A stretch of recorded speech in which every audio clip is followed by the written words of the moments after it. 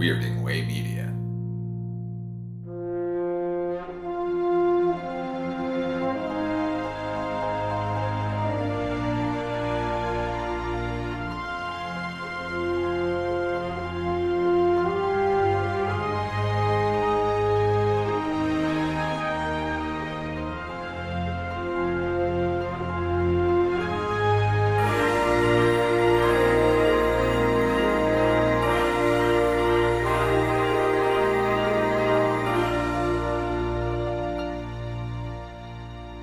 Welcome to episode 136 of the Filmumentaries podcast.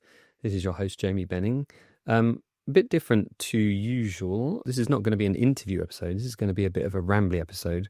But I thought it was about time I gave you an update on our trip to Martha's Vineyard that we did in June to continue to shoot our Joe Alves documentary, which we've been working on since 2022.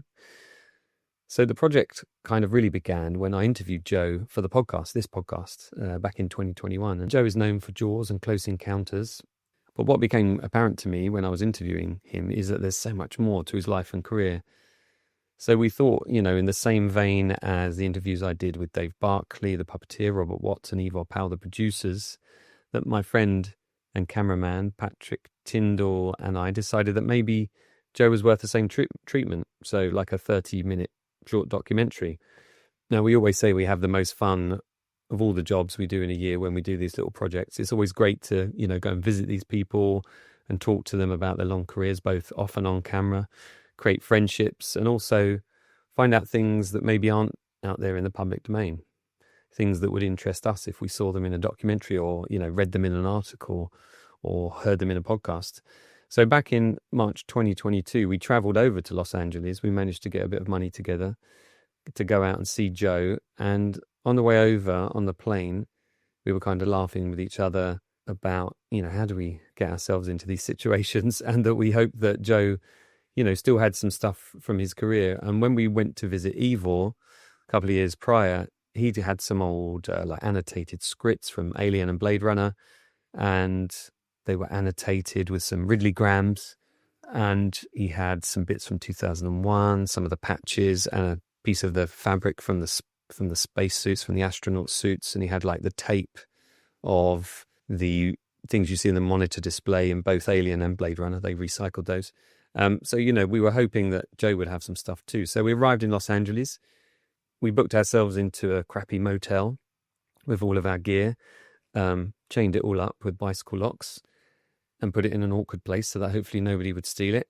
And we drove over to the northwest of Hollywood to go and see Joe. And as we pulled up at his house, he was standing, leaning up against his car, instantly recognizable.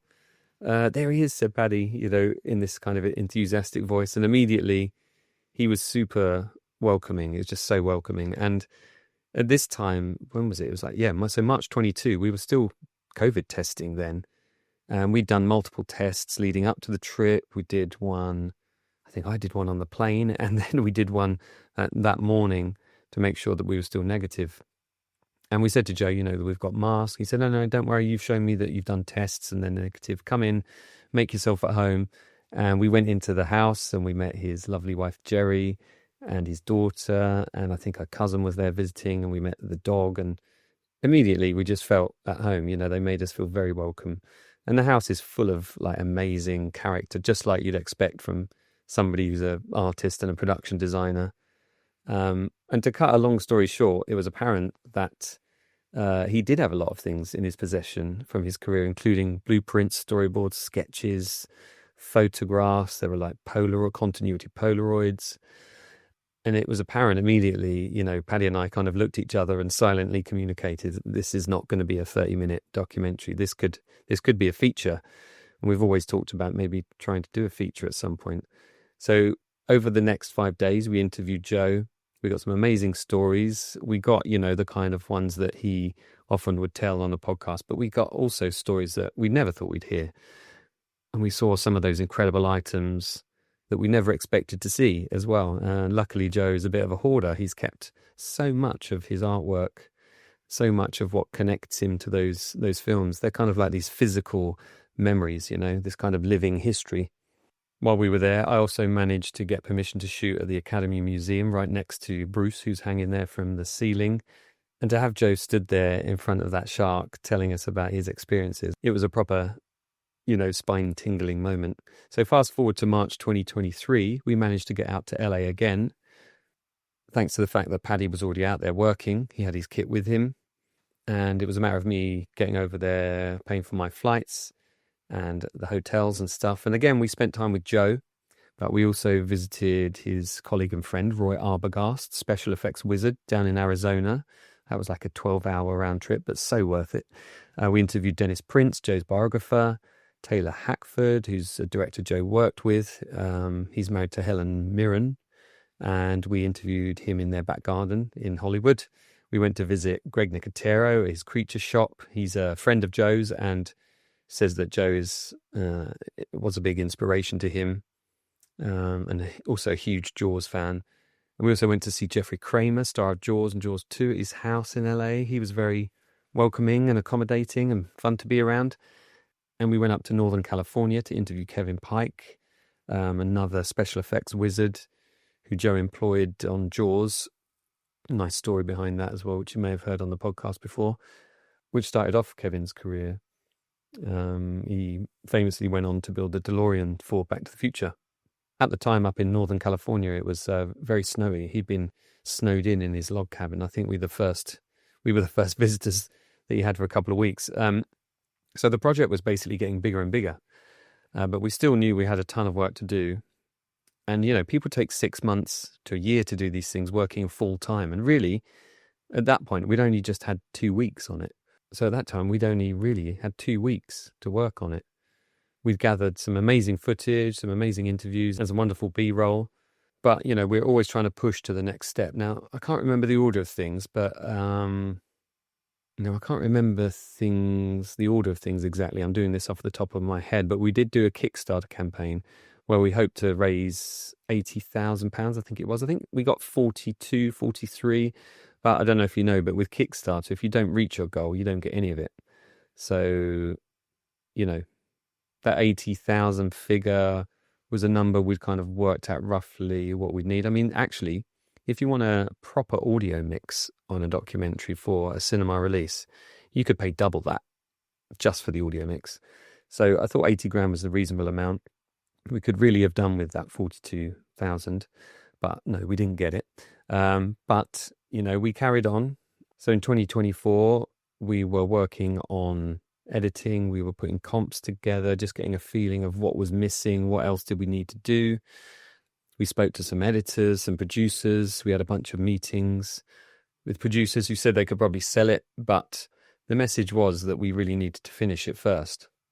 Gone are the days where one of the big streamers would say yes to a concept and give you money up front. So it was on us to try and push on as much as we could, and it can be complicated sometimes. Paddy works away. I'm working in the UK. He lives in Northern Ireland. I live in London, and we're both trying to co-direct this, and we've both got our own ideas, and we've both got our kind of joint ideas of what the film should be.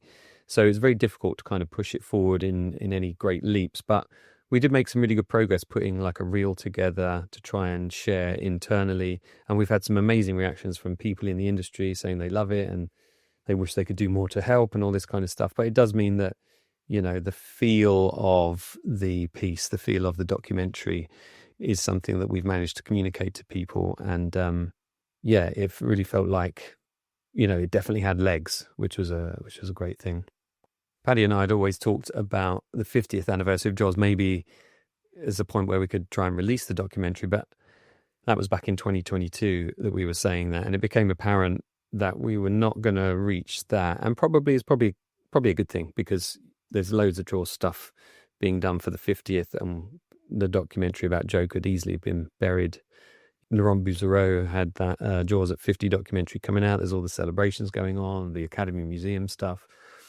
So we kind of knocked that idea on the head. But what we did think that is, if Joe is going to go to the Vineyard for the 50th, we have to be there, to shoot kind of Joe's legacy, really. In our minds, it was the part of the documentary that would allow us to talk about Joe's legacy and how 50 years later, the film is still loved, still adored, people are visiting, all of that kind of stuff. So it became apparent that I just wasn't going to be able to afford to do this.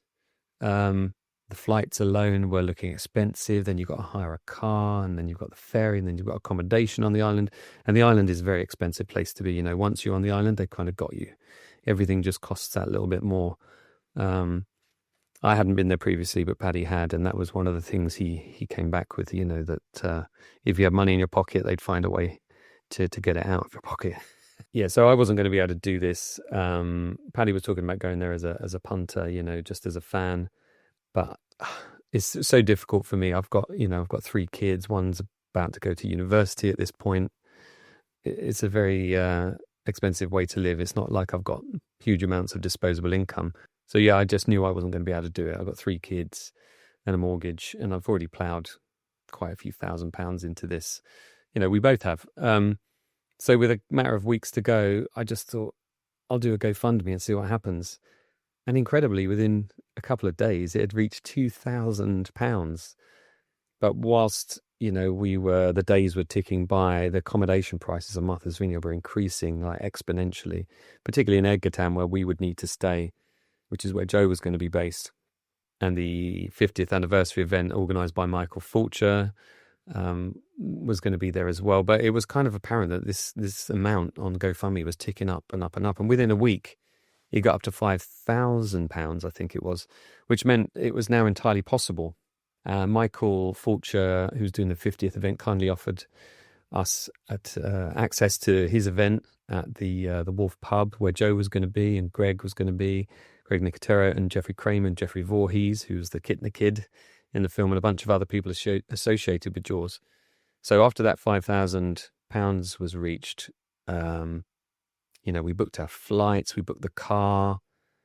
We needed to find, actually, that's right, because the ferry tickets, the car ferry tickets had sold out. So then we had to book the car rental in Martha's Vineyard, but then find a way to get from Boston to Martha's Vineyard. Flights were just ridiculous from Boston to Martha's Vineyard. They were like $500 each, maybe £500 each. So we ended up getting a car down from Boston Airport to Woods Hole, where the ferry is. And we booked that. Then accommodation had gone up even more. There was a hotel in Edgartown. The only one left that had places was charging $900 a night for a room. And that was for a single. So as the GoFundMe amount kind of was ticking up towards the £7,000 mark, we booked this house in Edgartown, which is more money than I've ever spent on a piece of accommodation for a holiday, let alone for a shoot like this. But thankfully, because of the amazing generosity, you know, we were able to book that. And it was going to be a great base where we had hopefully somewhere to interview people if that was the case, or, you know, if we wanted our kit all kind of laid out, we needed more than a hotel room. I also had to buy some audio kit because I wanted to make sure that the audio side of things was really kind of watertight for this shoot. And so I think for that £7,300 that was raised, every single penny was spent. I even spent some more of my own money, and Paddy spent some more of his. But the incredible generosity of people had just been amazing. You know, the faith that people had put in us to make this film. Some were friends, some were family, some were people that have followed me on the Filmumentary's quest for many years. Some were people who listened to the podcast. Some were people I sort of tangentially knew via my association with my love of film. And honestly, it was quite emotional. I was quite moved to see how many people were putting in money, and even a few strangers, people I had no idea who you were, must have came across the project and decided to put money in. Amazing. So thank you. I'm going to say thank you probably several times through this rambly podcast episode.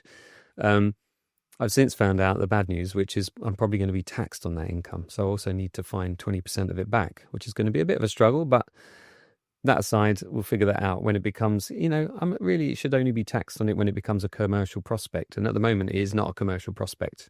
You know, when it sells, when it sells, then it's commercial, right? So hopefully I can figure my way around that.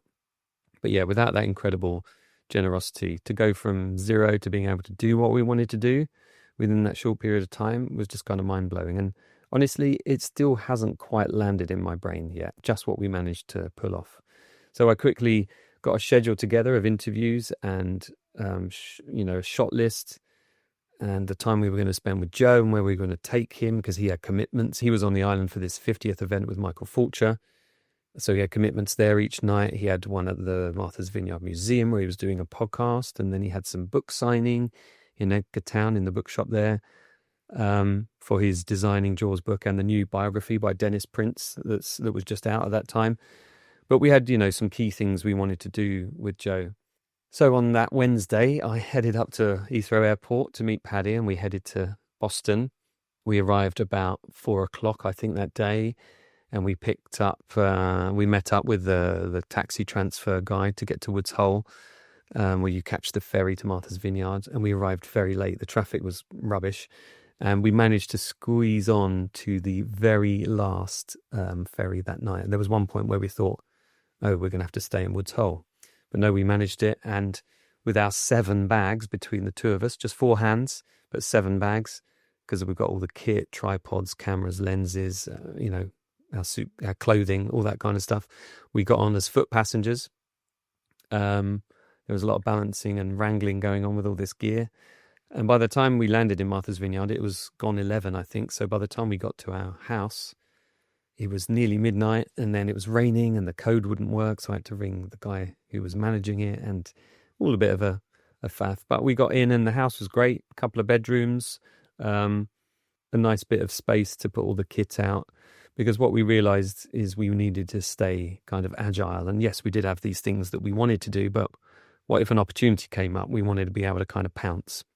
So we had all the kit was built by Paddy. That's his area of expertise, while I was kind of ringing around trying to sort things out. So on that first morning, we went to the local diner in Edgartown. It was about a 20-minute walk into Edgartown.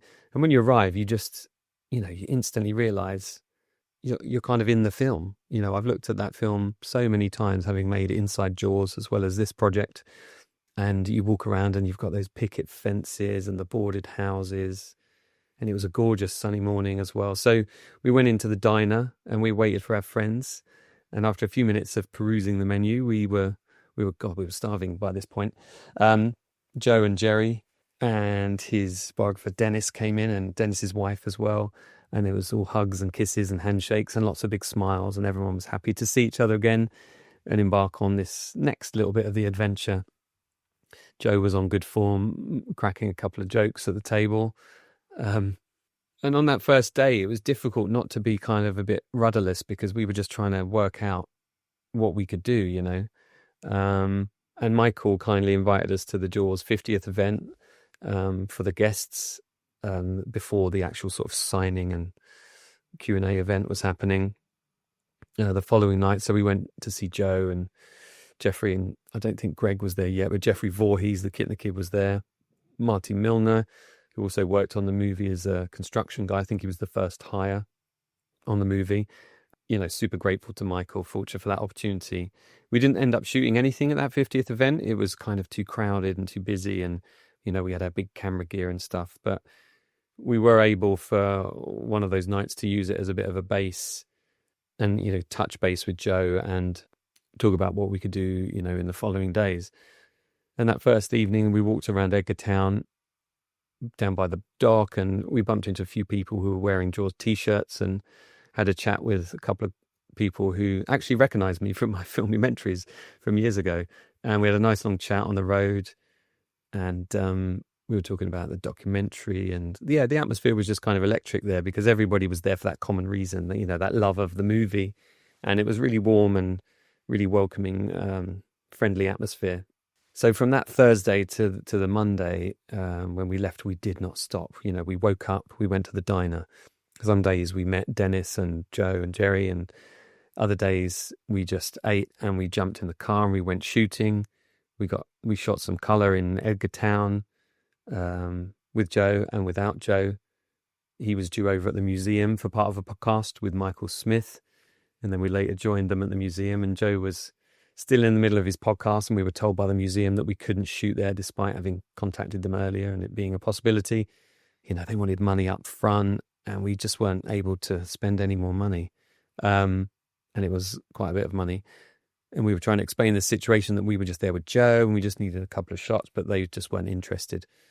But they were pretty accommodating and letting us go and see the exhibition there, which was cool. And then later on, we were able to shoot in the Orca interior replica that was outside, that was created by a very friendly guy named Court Carino. We met him and his lovely wife, who got very emotional because we managed to introduce Court to Joe. Joe had just walked out after the podcast and he came to meet us. And there we were at this Orca interior, which was based in another building just across the lawn from the main museum. And Court was kind of blown away. He got to show Joe, the guy who'd originally found the warlock that turned into the Orca, and show him around. And Court let us sit in there. Oh yeah, I bumped into my longtime online friend, Charles de Lauzirika, who, if you don't know, has been a guest on this a couple of times, this podcast. He was Ridley Scott's right-hand man, behind-the-scenes guy for many, many years, and a filmmaker and director in his own right. So it was great to see him, and we got to sit in the Orca, me, Paddy, and Charles. And then Joe sat in there having a chat with Court, the guy who rebuilt this interior, and talk about the aging of it and all the items in the cabin, and asked Court why he was doing it, and it's going to be Court's office actually, which is quite funny.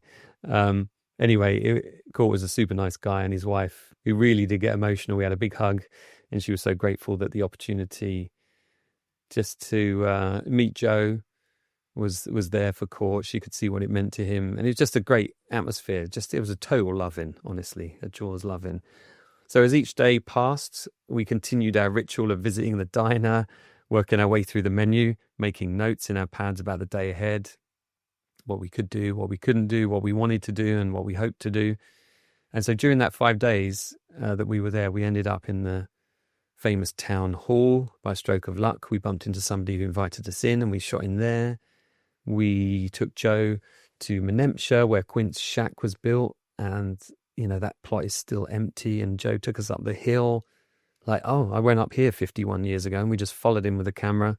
And we got these, it's just so charming, these moments with Joe, just walking up the hill, looking for the spot where Joe originally looked down on that really charming fishing village and chose it as the location and suggested it to Stephen. We were right there, with Joe, with the man who did it 51 years later.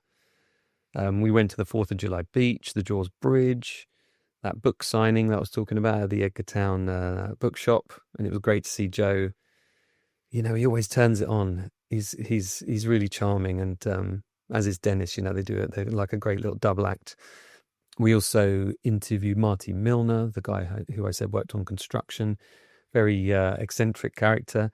We interviewed Charles de Lauzirika, who is really good at kind of putting the movie landscape, a context of the documentary, talking about the film culture at the time and just where the movie business was. And it's a good setting for some of Joe's stories. So, yeah, it's great to finally meet Charles in person and hang out with him and some of his friends that he was staying there with. He was there just as a fan.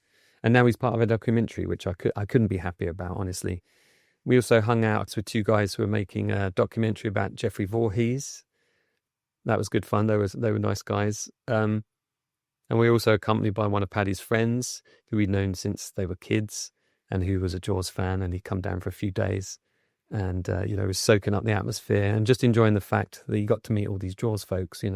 We were kind of his VIP ticket, all of that.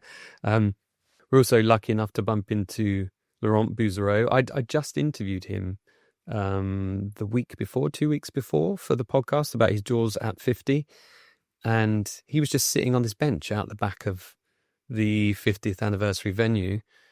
And we took him down to the dock, just where Richard Dreyfuss's character arrives in the movie, and we interviewed Laurent. And it was great to sort of soak up some of that enthusiasm that was going on around the island at the time. And I'm very grateful to Laurent for giving us his time as well. He's a great filmmaker and a really good guy.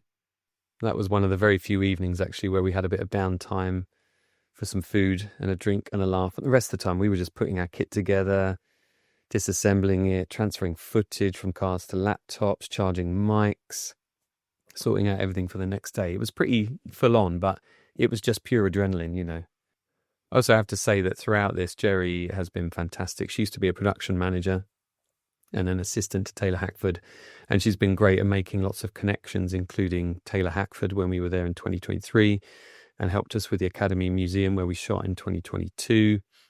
And then she managed to chat to Richard Dreyfuss's manager. I asked if we could get, like 25 minutes, half an hour with Richard. Beforehand, we kind of decided that perhaps we didn't need Richard for the documentary because, his experience isn't hugely related to Joe's work. But if we were there, he was there. If we could get him to talk about Joe, that would be fantastic. So a few days into the trip, I got a text from his manager saying, yes, you can have Richard for 25 minutes. Pick a location and let us know. It has to be before this time because he has to be at the 50th event. So thankfully, we were able to shoot at a friend's house on the island. And we set up in the driveway of this house, nice little quiet road, picket fences and all that, because it had such a nice little background where you could see those panelled houses. It really felt like Amity. Well, it was, So me and Paddy and Charles and some of his friends were pacing around for a little while, waiting for Richard to arrive. And then suddenly there he was, he got out of the car. He's not a young man anymore. We're all getting old. But, as soon as you see him smile, there's absolutely no doubt that you're looking at Richard Dreyfuss, And I have to say, it was a bit of a buzz, Probably the biggest name I've ever interviewed. I'm sure it is. I'm sure it must be. And then he sat down and his manager had said that he'd been talking about Joe on the drive over and they had a good couple of stories. So we sat him down, we mic'd him up, and we started the interview. Now, Richard has these stories, and over the years, he's talked about, the shark is not working and all of that stuff with Robert Shaw. But we really wanted him to focus in on Joe's contribution, picking Edgartown and his first reactions when he arrived as an actor. What does that do being in an environment like that, or walking into Quint's shack for the first time, seeing what Joe and his colleagues have built? But Richard really wanted to talk about Robert Shaw. So for the first half of the interview, maybe more, he was talking about his reactions to Robert Shaw. And I was kind of constantly trying to get back on track, but Richard really wanted to say these things and he wanted us to hear them. So I'm kind of editing in my head. And actually, we've got a good few minutes of him talking about stuff that is related to Joe, not only on Jaws, but about Close Encounters as well, which, of course, they both worked on. Sometimes these older guys, they do go off-piste. They've got their kind of repertoire and they have to run through that first. I wish we had a bit more time with Richard. Unfortunately, he had to go. And I was a little bit disheartened when, I couldn't steer him back towards the subject of Joe Alves. But it's not every day you get to interview a bit of a cinema legend, really. I mean, it's Richard bloody Dreyfuss sat there in front of me, smiling at me and engaging with me. And there is some great stuff that we got, Some of it isn't good for the documentary, but the release he signed says I can use that footage on my podcasts, on my YouTube channel. So look out for that stuff coming in the future as well. So looking back at the trip as a whole, I mean, it's incredible that we even got there. There was a point where I was just saying that I just can't afford to do it. I just can't go. I couldn't justify it, but to make the trip, actually go there, and to have all of that kindness and warmth in those donations to the GoFundMe, it's just incredible. People's incredible generosity and that trust and that love I felt from people who were just willing to part with their hard-earned cash to see this project progress to the next step. We boarded the ferry on that last day and there was Joe and Jerry and in the queue and a bunch of other fans we could see wearing T-shirts. And it was just a bit of a whirlwind. We had not stopped working. We just didn't have downtime. We were constantly working. I don't even remember going to bed at night, honestly. I just remember I was asleep before my head hit the pillow, I think. And each morning, just wake up, grab a coffee in the house, go through our routine, go to the diner, work on what we were going to do. So none of this, I still don't think it has really landed in our minds yet, just what we were able to achieve on the island. And also just the experience of just being there in a place where they shot Jaws, 51 years ago, back in 1974, and be there with Joe and Dennis and Jeffrey and Marty and Richard and all of those people who were there back then making this film, just doing a job. They had no idea that it was going to take off to be this incredible worldwide blockbuster.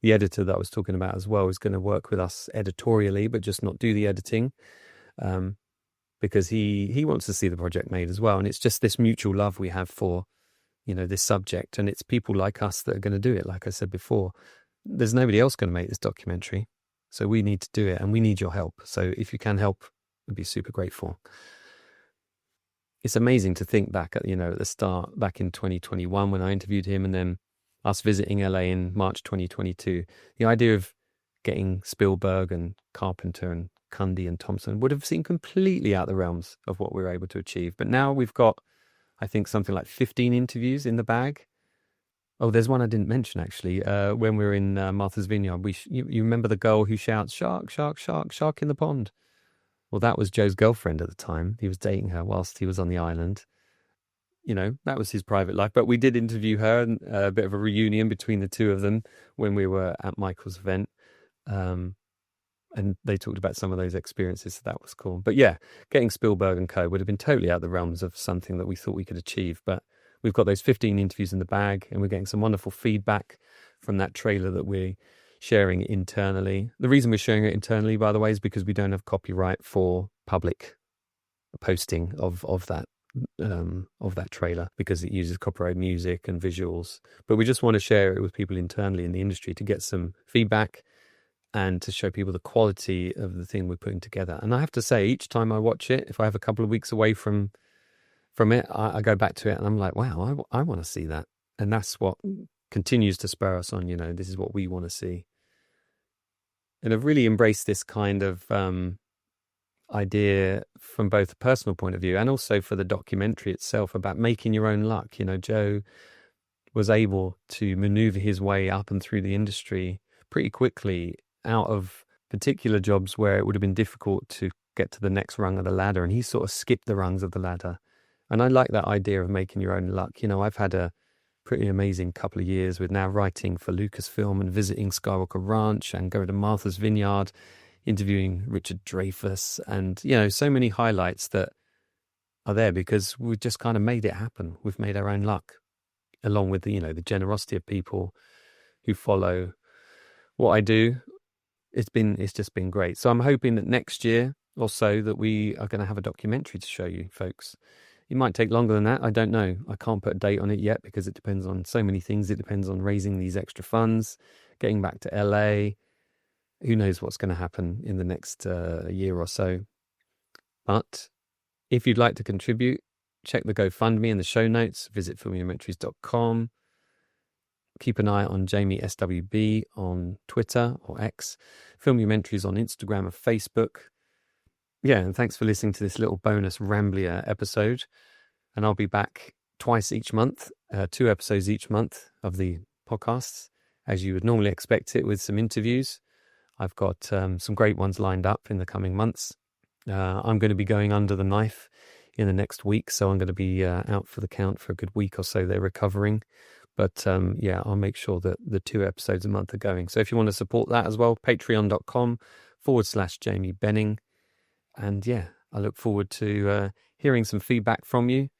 And I hope you can join me for the next episode of the Filmumentaries podcast.